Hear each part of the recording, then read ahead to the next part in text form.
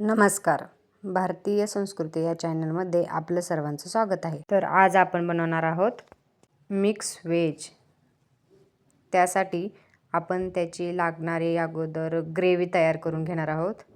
त्यासाठी 2 मोठ्या आकाराचे कांदे चिरून मी भाजून घेते. हा कांदा सोनेरी रंग येईपर्यंत भाजायचा. याला सोनेरी रंग आला आहे. आता कांदा भाजून झाल्यानंतर त्याच्यात टोमॅटो टाकायचा आणि तोही चांगल्या पद्धतीने भाजून घ्यायचा.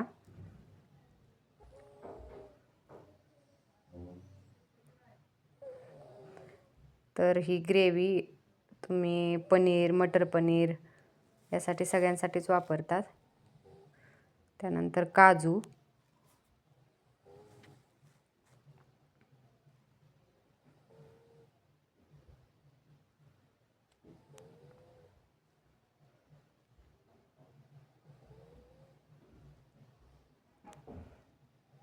नंतर लसूण आणि आल्याचे 2 तुकडे सर्व टाकून चांगल्या पद्धतीने हे भाजून घ्यायचे.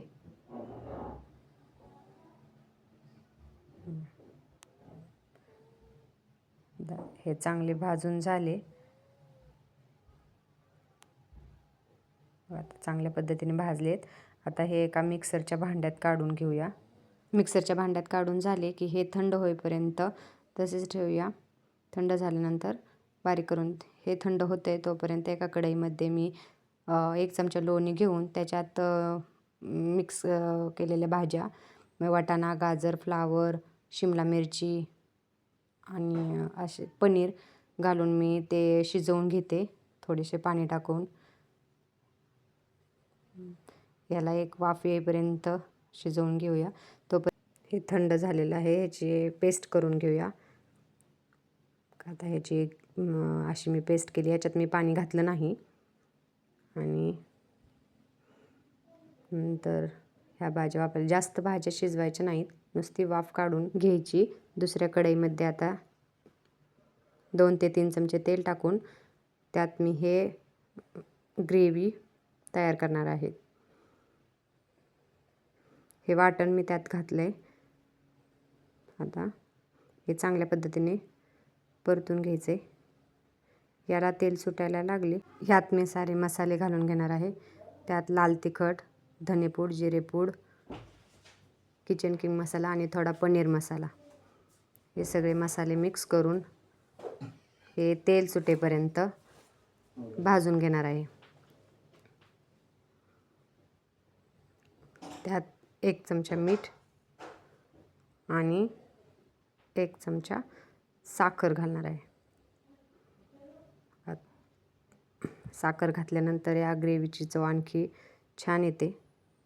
आता तेल सुटल्यानंतर मी याच्यात पाणी घातलंय बघ, आणि याला एक उकळी काढून घेतली. त्यानंतर मी हे वाफवलेले भाज्या यात मिक्स करून घेते. मिक्स करून घेतल्यानंतर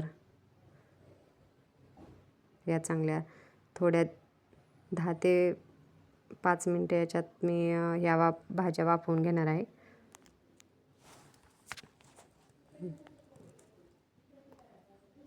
बघा आता भाजीला कन्सिस्टन्सी छान आलेली आहे. त्यानंतर मी त्यात थोडी फुल क्रीम आणि लोणी मिक्स करते. त्याने भाजीला चव आणखीच वाढते. आणि ही आपली मिक्स व्हेजची भाजी तयार झाली आहे. वर थोडीशी कोथिंबीर आणि भाजी तयार. खूप टेस्टी आणि एकदम रेस्टॉरंटसारखी लागणारी ही भाजी तुम्ही नक्की ट्राय करा आणि कशी झाली ती कमेंटमध्ये नक्की कळवा. धन्यवाद.